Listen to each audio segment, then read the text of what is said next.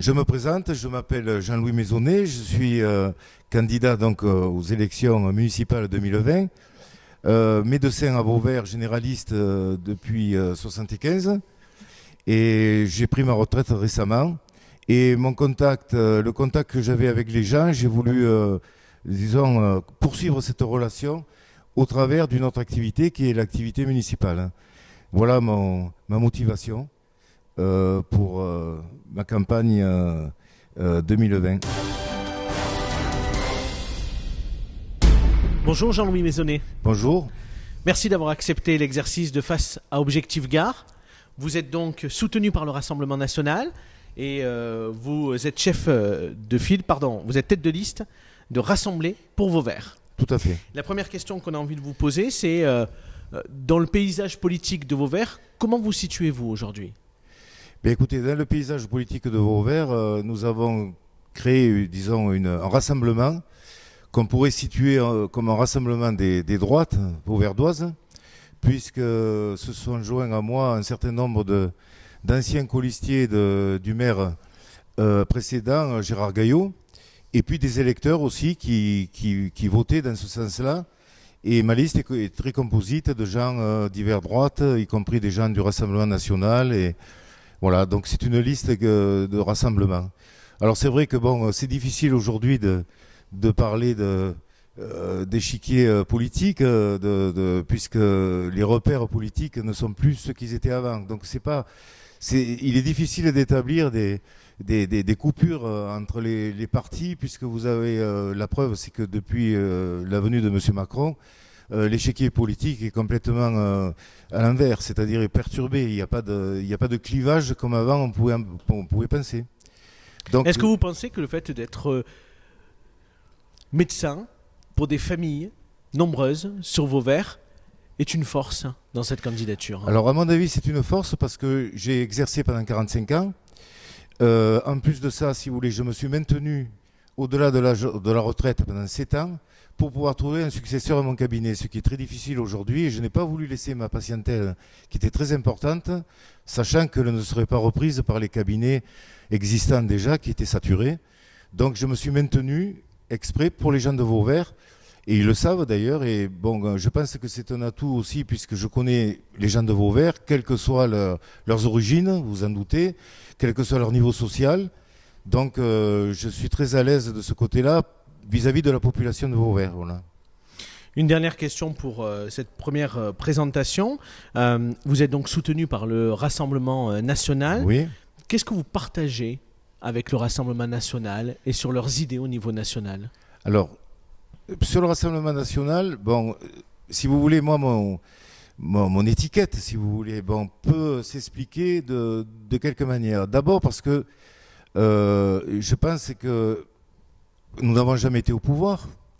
Donc l'exercice des vieux partis usés, qu'ils soient socialistes ou républicains aujourd'hui, je crois que les gens en ont assez. Monsieur Macron a voulu représenter une alternative qui apparemment n'a pas très bien réussi. Mais on est toujours dans l'attente d'autre chose avec le Rassemblement national. Vous savez, j'ai compris tout de suite que le Rassemblement national ne collait pas à l'image qu'on voulait lui accorder, qui était une image un peu diabolisée, puisque les gens que j'ai rencontrés jusqu'à maintenant du Front National étaient des gens respectables, profession libérale ou autres, qui avaient un grand respect pour les gens, quelles que soient leurs origines. Alors c'est vrai que nous avons, sur le plan national, une politique sur l'immigration qui peut choquer, mais ce n'est pas une politique d'ordre raciste ou autre, comme on voudrait bien nous le faire croire. C'est plutôt une politique de bon sens, à savoir qu'aujourd'hui, il y a des milliers de chômeurs en France et qu'on ne peut pas s'offrir le luxe d'avoir davantage de personnes qui ne feraient qu'accroître ce chômage et qui aujourd'hui est très important. Et entre autres, ça fait partie de mes... Voilà. Donc effectivement, on a compris le sens de votre candidature. Rentrons dans le vif du sujet. Oui. Et un en particulier qui concerne l'urbanisme. Vauvert a été désigné pôle d'équilibre par le schéma d'organisation territoriale, le SCOT. La commune va accueillir de nombreux nouveaux habitants dans les années à venir. Qu'est-ce que vous comptez faire pour pouvoir les accueillir ? Alors, bon, donc nous avons, vous savez qu'il y a en urbanisation, il y a des zones qui sont ouvertes. Donc, il faut le dire aussi, qui ont été initialisés par le maire précédent. Bon, M. Denat, bien sûr, est dans la continuité, mais il faut quand même avoir d'abord que Vauvert soit une ville attrayante pour pouvoir attirer de nouvelles personnes, c'est-à-dire qu'il y a les vieilles blessures de 99, des événements doivent s'estomper en montrant que Vauvert est une ville sûre, mais surtout il faut que ce soit, pour recevoir des gens, il faut le faire de manière raisonnable et raisonnée. Parce qu'il faut quand même avoir les structures adéquates, il faut avoir le personnel municipal adapté, que ce soit les écoles, que ce soit la police, que ce soit toutes les infrastructures qui puissent accueillir ce nombre supplémentaire d'habitants. Puisque je crois savoir que M. Denat, à l'origine, voulait accepter 17 000 habitants d'ici 2030, donc ce qui paraît énorme, et je crois que il y a eu un petit quiproquo avec monsieur Philippe Gras, qui est le président du SCOT, qui lui considère que 3000 habitants de plus serait plus raisonnable, plus compte tenu des structures que nous avons en place et qu'il faudra mettre quand même aussi progressivement pour accueillir ces personnes-là. Alors parlons maintenant un petit peu d'économie, qui est un autre sujet important de cette campagne. Vauvert est, comme on le sait, une ville plutôt pauvre. Tout à fait. S'il y a des nouveaux commerces qui s'installent, notamment dans la ZAC Côté Soleil, qu'est-ce que vous comptez faire pour dynamiser notamment le centre-ville ? Alors le centre-ville de Vauvert est paupérisé, il faut dire la vérité. Bon, moi je suis né à Vauvert. Donc étant né à Vauvert, je me rappelle, et j'en parlais tout à l'heure avec des colistiers, on repassait l'époque où la place de l'église, la place des Halles était très vivante. Il y avait énormément de cafés, de bars. Il y avait des commerces, des épiceries. Tout ceci a disparu au fil du temps. Bien évidemment, après l'installation des grandes structures qui sont à l'extérieur, les supermarchés, etc. Donc ce commerce s'est paupérisé. Et il y a quand même des remèdes à y amener. Puisque pour pouvoir créer de nouveaux commerces, il faut quand même qu'il y ait des places de parking, ce qui fait énormément de défauts à Vauvert. Vous avez eu l'aménagement de la rue de la République, par exemple, qui vient d'être réalisé, mais qui ampute quand même un certain nombre de places de parking. Les gens qui viennent au marché, si vous êtes venu sur le marché ce matin à Vauvert, vous aurez pu vous apercevoir que c'est un marché qui végète, qui est mort pratiquement. Il n'y a que 3-4 étals et puis très peu de gens. Donc pour redynamiser, il faut éviter que les gens aillent se garer à l'autre bout de la ville et viennent à pied jusque-là. Et donc il faut créer de nouvelles places de parking. Il y a pourtant le parking des Arènes qui est à quelques minutes du centre-ville à pied. Oui. Pour vous, c'est vraiment le problème de stationnement c'est pas suffisant. Qui gêne. C'est pas suffisant. Donc il faut résoudre surtout ce problème de stationnement. Pour vous, c'est vraiment le stationnement et les parkings, les deux freins au commerce au centre-ville. Voilà, ça, et puis pour y remédier, nous avons l'intention de préempter des beaux commerciaux pour pouvoir faire des offres à de nouveaux commerçants qui pourraient s'installer et vouloir s'installer avec des commerces diversifiés. Alors parlons maintenant d'un autre thème, la sécurité, qui est un thème important dans votre campagne, avec des incivilités qui se sont multipliées ces derniers jours à Vauvert, avec des véhicules brûlés, dont un de gendarmerie dernièrement. Tout à fait. La commune a-t-elle, selon vous, besoin de moyens supplémentaires, que ce soit des moyens humains ou matériels, pour y faire face ? Alors, nous avons les moyens, évidemment, après c'est une orientation budgétaire. C'est-à-dire que, actuellement, vous savez qu'il y a 14 policiers municipaux sur le terrain, donc c'est très peu. Le nombre de la vidéoprotection est nettement insuffisante. Vous avez une ville comme Émargues, par exemple, un village comme Émargues qui a 5000 habitants, qui a le double de caméras de vidéoprotection. Il y a quand même une carence qui est très nette. Bon, après, vous avez les rondes de nuit qui ont été supprimées, que nous voulons rétablir. Parce que la gendarmerie assure les rondes de nuit, mais la surface territoriale qu'elle doit inspecter est énorme. Donc il faut rétablir les gardes de nuit par la police municipale, en collaboration avec évidemment la gendarmerie. Ensuite, donc nous avons parlé des caméras, nous avons parlé du nombre de policiers municipaux, rondes de nuit, puis aussi il faut rétablir aussi les médiateurs. Monsieur Denat a supprimé les postes de médiateurs. À mon avis, c'est quelque chose qui est essentiel.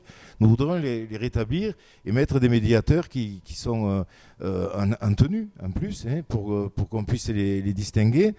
Nous voudrions aussi créer des systèmes d'alarme dans les écoles, dans les commerces, pourquoi pas chez les médecins ou les pharmaciens, pour qu'il ils puissent se sentir sécurisés.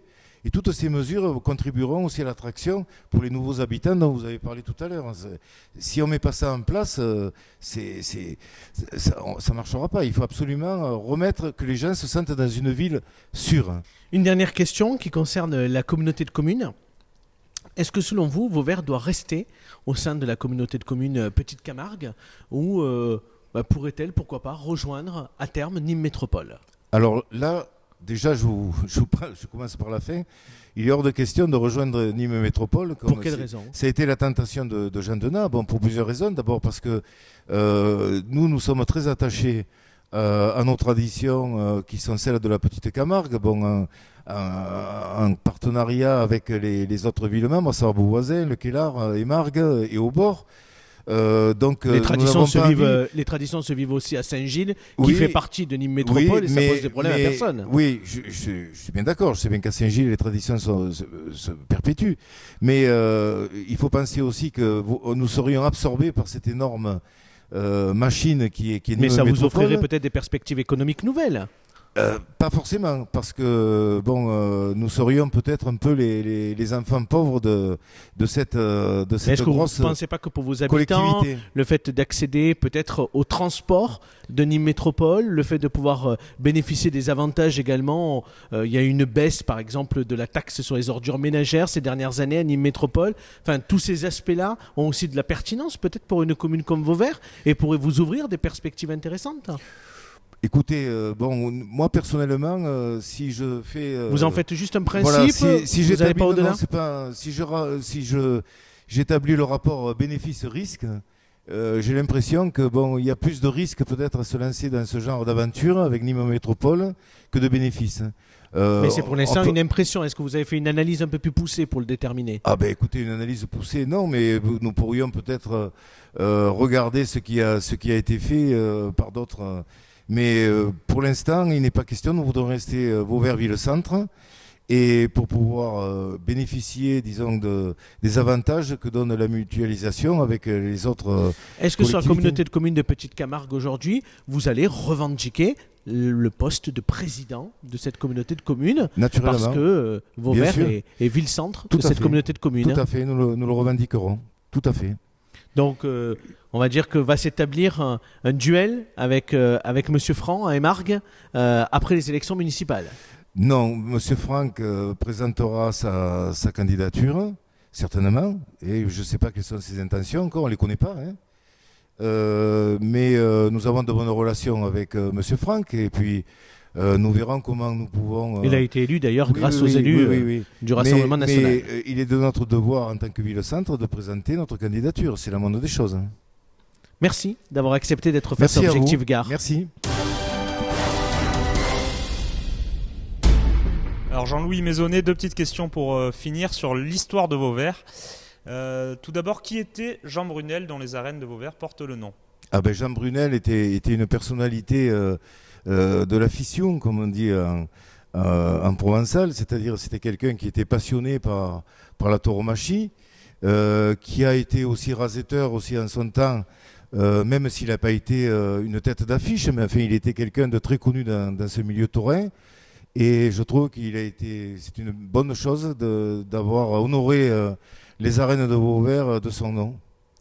Et la seconde question, c'est où se déroulaient les courses de taureaux justement au 19e siècle et ce jusqu'aux années 60 et la construction des arènes? Alors je vais vous expliquer, il y a deux endroits où ça se déroulait.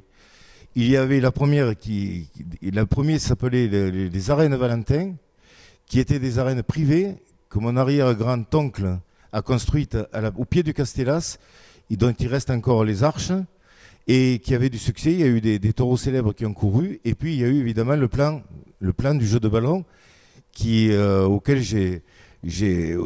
lequel j'assistais aux courses de taureaux du balcon de la maison où habitaient mes grands-parents. Donc c'était avant évidemment la construction dans les années 60 des nouvelles arènes que vous connaissez. Merci Jean-Louis Maisonnet.